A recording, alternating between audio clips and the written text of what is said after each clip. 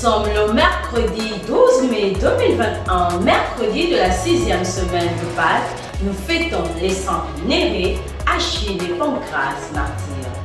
Bonjour à toutes et à tous, merci de nous rejoindre sur Cathol TV Gabon pour notre nouvelle édition d'information. Tout de suite, les titres.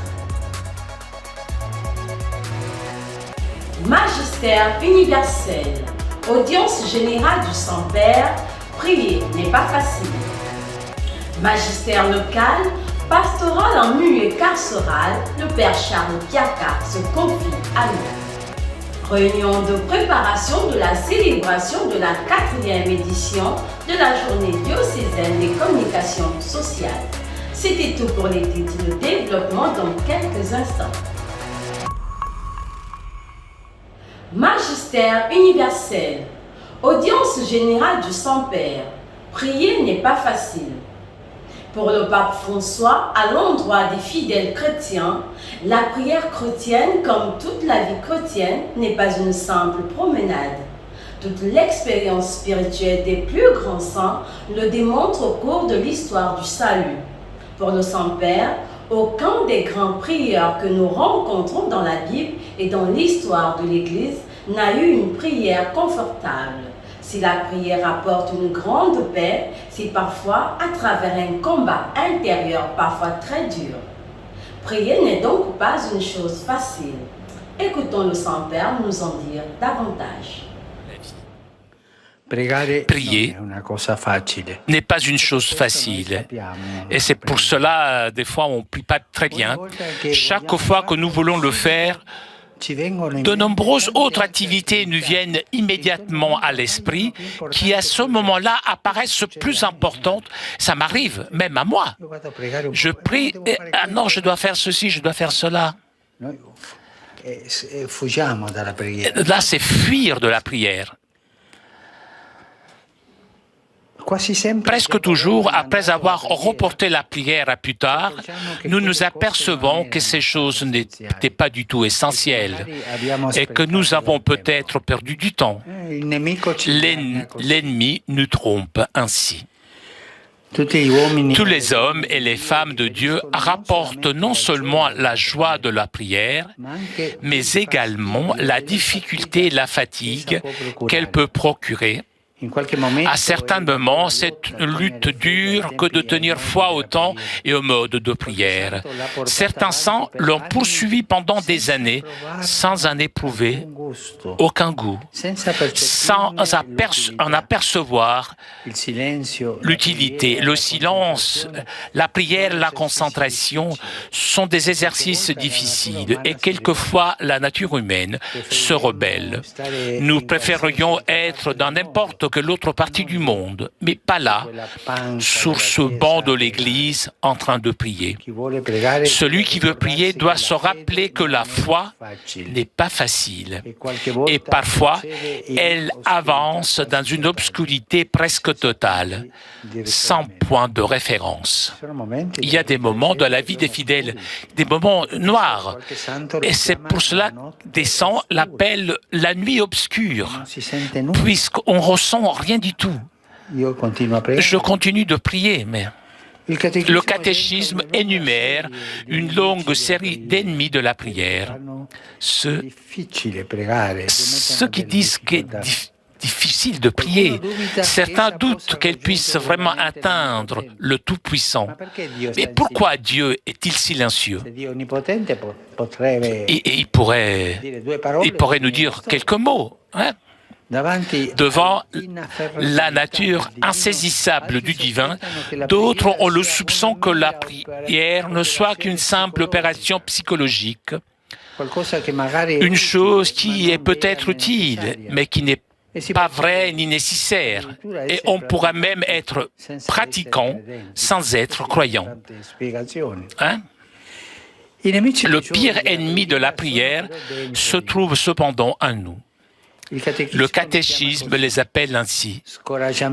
Découragement devant nos sécheresses, tristesse de ne pas tout donner au Seigneur, car nous avons des grands biens. Déception de ne pas être exaucés selon notre volonté propre. Blessure de notre orgueil qui se durcit sur notre indignité de pécheur. Allergie à la gratuité de la prière. Il s'agit clairement d'une liste sommaire qui pourrait être allongée. Que faire au moment de la tentation, quand tu sembles vaciller? Si nous explorons l'histoire de la spiritualité, nous remarquons immédiatement que les maîtres de l'âme avaient bien clairement à l'esprit la situation que nous avons décrite. Pour la dépasser, chacun d'entre eux a offert une contribution. Une parole de sagesse ou bien une suggestion pour affronter les temps pavés de difficultés. Il ne s'agit pas de théories élaborées à un bureau. Non, non. Mais de conseils nés de l'expérience qui montrent l'importance de résister et de persévérer dans la prière. Et ça, je l'ai vécu personnellement. La prière peut faire des miracles, puisque la prière va au centre de la tendresse de Dieu, qui nous aime comme un Père. Et lorsqu'il ne nous fait pas la grâce, il nous fera une autre grâce, qu'on pourra comprendre après. Mais il y a toujours le combat dans la prière pour demander la grâce. Oui, parfois nous demandons une grâce dont nous avons besoin, mais nous la demandons comme ça, sans combattre. Et c'est comme cela qu'on ne peut pas demander des choses. La prière est un combat et le Seigneur est toujours avec nous. Si dans un moment d'aveuglement, nous n'arrivons pas à percevoir de sa présence, c'est dans le futur que nous pourrons comprendre. Ça nous arrivera à nous aussi de répéter la phrase qu'avait dit un jour le patriarche Jacob. Le Seigneur est dans ce lieu et moi, je ne le savais pas. À la fin de notre vie, en regardant derrière nous, nous pourrons dire, nous aussi, je pensais que j'étais seul.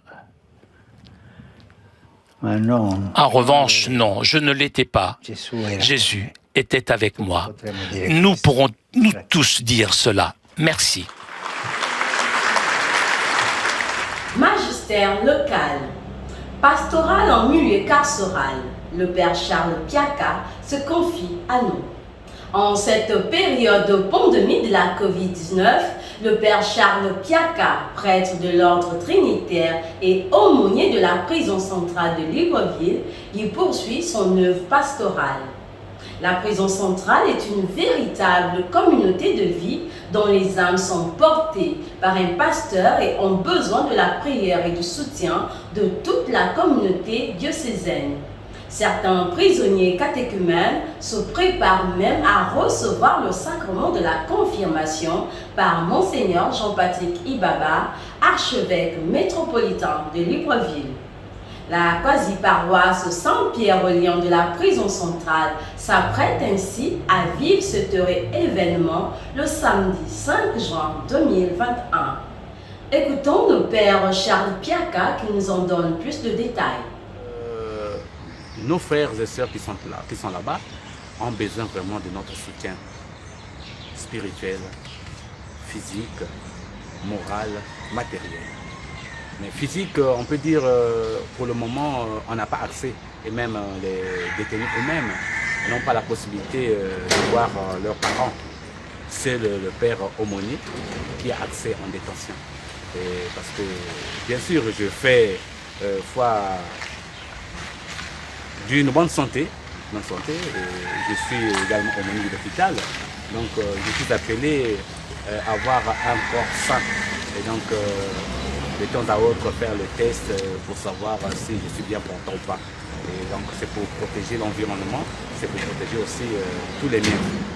Et d'ici là, le 5 juin, Son Excellence l'archevêque métropolitain, Monseigneur Jean-Patrick Ibaba, viendra à la date du samedi 5 juin pour conférer le sacrement de la confirmation aux 18 chrétiens candidats à ce sacrement. Réunion de préparation de la célébration de la 4e édition de la Journée diocésaine des communications sociales. Le mardi 11 mai 2021, au siège de la Maison catholique des médias, 6 à la Vallée Sainte-Marie, s'est tenue une réunion de préparation de la 4e édition de la Journée diocésaine des communications sociales qui se déroulera le samedi 15 mai prochain. Tous les agents du journal Le Chemin et de Cathol TV Gabon étaient rassemblés autour de l'abbé Serge Patrick Mabikassa, coordinateur des médias catholiques, pour voir ensemble l'organigramme des différentes activités qui vont meubler cette journée de célébration. Le 7e dimanche du temps de Pâques, l'Église célèbre la Journée mondiale de communication sociale. Occasion belle de pouvoir réfléchir autour du message du Saint-Père publié dans la fête de Saint François de Sales et de pouvoir aussi réfléchir sur l'identité du communicateur catholique et de pouvoir nous retrouver comme communicateurs, de pouvoir prier ensemble, mais surtout cette rencontre que nous avons organisée ce matin a eu pour viser de préparer profondément cette journée 55e et qui pour notre archidiocèse de Libreville sera la 4e journée mondiale, la 4e journée diocésaine autant pour moi, puisque nous avons lancé des journées qui nous donnent le samedi avant la célébration le dimanche en paroisse, de pouvoir réfléchir ensemble comme communicateurs catholiques, participer à des conférences et pouvoir prier ensemble aussi et avoir un moment de partage. Et donc ils seront nombreux, vous êtes invités comme communicateurs catholiques, quelle que soit votre chaîne de télévision ou de radio dans laquelle vous travaillez ou la presse écrite, mais si vous êtes un baptisé, si vous êtes un homme épris de la vérité, c'est le thème aussi que nous a proposé notre Père Archevêque pour l'année pastorale, la vérité vous rendra libre, que vous puissiez venir réfléchir avec nous. Et le pape nous invite en cette année à venez et voyez. Deux annonces dans ce journal. La première, poursuite du cycle d'administration du sacrement de la confirmation dans l'archidiocèse de Libreville. Ce sera ce jeudi 13 mai 2021, en la solennité de l'Ascension du Seigneur, que Monseigneur Jean-Patrick Ibaba, archevêque métropolitain de Libreville, sera l'hôte de la paroisse Notre-Dame de la Miséricorde de Coco Beach.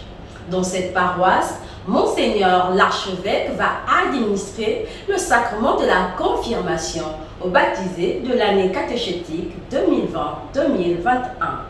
Et à la suite de cette information, un petit retour sur la publication des bancs en vue des ordinations diaconales dans le diocèse de Port-Gentil.